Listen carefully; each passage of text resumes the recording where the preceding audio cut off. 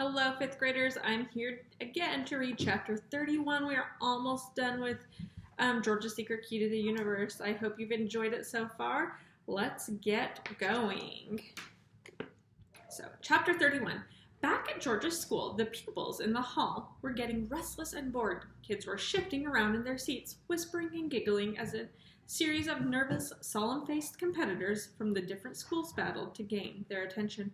However, no one was more agitated or jumpy than Dr. Reaper, who was sitting in the front row with the principal and other judges. So you can see that angry face that Dr. Reaper is making right now.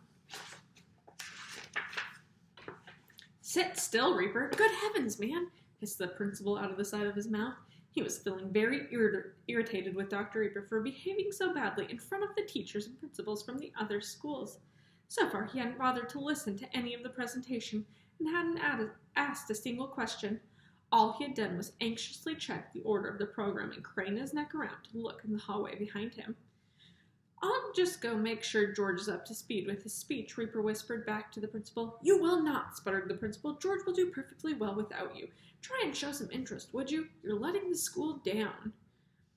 The boy on stage finished his speech on dinosaur remains.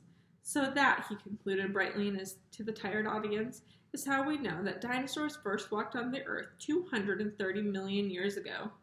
The teachers dutifully clapped as he clambered down from the stage and went back to join his school group. The principal stood up, and now, he said, reading from his notes, we have our last contestant, our own George Greenby, from this very school. Can we give a big welcome to George, whose topic today is... The principal paused and read his notes again. No, that's correct, said Dr. Reaper hurriedly. He stood up. George's talk will be on the subject of Cosmos, the world's most amazing computer, and how he works. Hooray for George! He cheered, but no one joined in. Then a long silence followed as everyone waited for George to appear.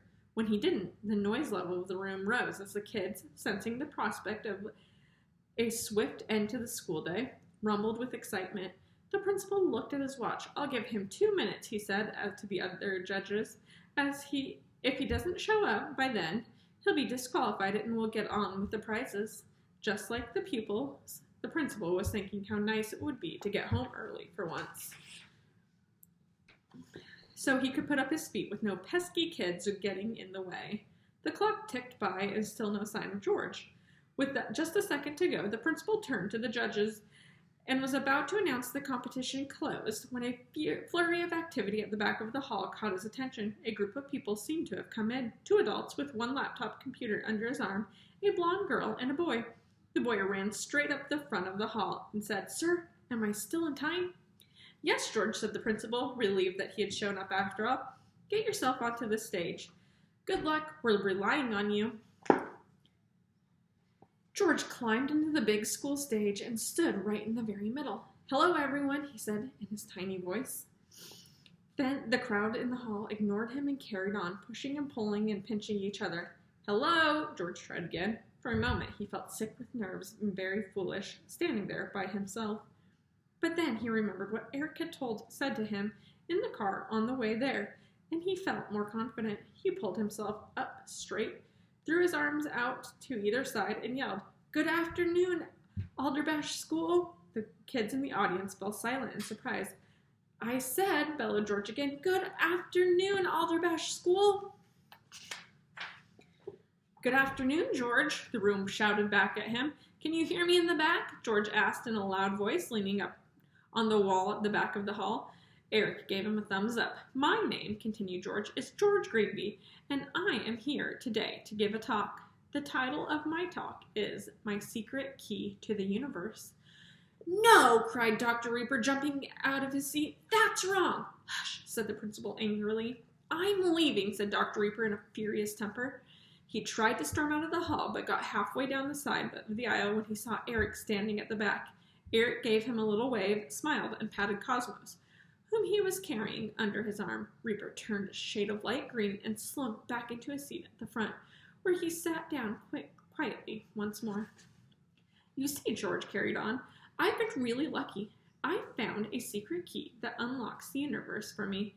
Because of this secret key, I've been able to find out all sorts of things about the universe around us. So I thought I'd share some of the stuff I've learned with you, because it's all about where we came from and what made us and what made our planet, our solar system, our galaxy, our universe, and it's about our future. Where are we going? And what do we need to do to survive centuries into the future? I wanted to tell you about it because science is really important. Without it, we don't understand anything or how we can get anything right or make any good decisions. Some people think science is boring, some people think it's dangerous, and if we don't get interested in science and learn about it and use it properly, then maybe it is those things. But if you try and understand it, it's fascinating and it matters to us and to the future of our planet. He started again. Billions of years ago, there were clouds of gas and dust wandering in outer space. At first, these clouds were very spread out and scattered, but over time, gravity helping, they started to shrink and become denser and denser. Think about, we learned about density before. What does it mean to be denser? It kind of goes in together. Okay, we are now going to read this part in the chapter. It's about the planet Earth. It's one of those text boxes with information. Earth. Earth is the third closest planet to the sun. Average distance to the sun, 93 million miles. A total of 70 8/10 of the universe, of the surface of the Earth is covered with liquid water, and the rest is divided into 7 continents.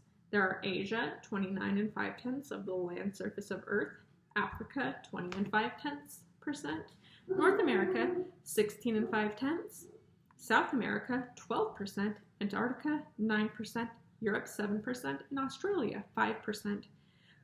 The definition of continents is mostly cultural. For instance, no water expanse divides Asia from Europe. Geographically, there are only 4 continents that are not separated by water. Eurasia, Africa is 57% of the land surface. Americas is 28 5/10%. Antarctica is 9%, and Australia is 5%. The remaining 0.5% is made up of islands, mostly scattered within Oceania, in the Central and South Pacific. A day on Earth is divided into 24 hours, but in fact it takes Earth 23 hours, 56 minutes, and 4 seconds to rotate around itself. There is a 3-minute, 56-second mismatch. Over the years, this adds up to one turn the Earth makes by going around its orbit. An Earth year is the time it takes for Earth to complete one revolution around the sun. It may sound very slightly over time, but remains about 365 and 25,000 days.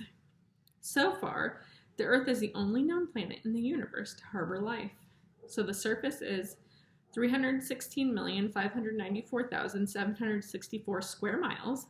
The diameter at the equator, so that's the measurement all the way around the Earth, is 7,926 miles.